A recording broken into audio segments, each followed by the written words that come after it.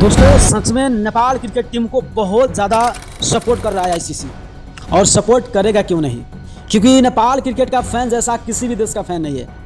यानी मैं आपको बता दूं, आप सबको पता होगा कि सबसे बड़ा क्रिकेट बोर्ड कौन है, तो बीसीसीआई।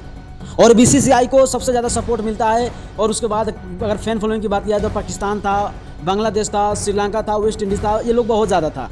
मगर अभी का पीरियड 2026 को लेकर सबसे ज़्यादा किसी को सपोर्ट मिल रहा है आईसीसी का तरफ से, तो है नेपाल क्रिकेट टीम। और मैं आपको गिना दूं कि कैसे सपोर्ट दिया जा रहा है। यानी आपको पता होगा जब एनपीएल हुआ था तो उसमें भी आईसीसी का बहुत बड़ा योगदान था। पहले था कि इतना ही खिलाड़ी खिला सकते हो, ये जो खेल रहा है कंटिन्यू वो खिलाड़ी को नहीं खिला सकते हो, मगर इस साल वो मौका भी मिल गया।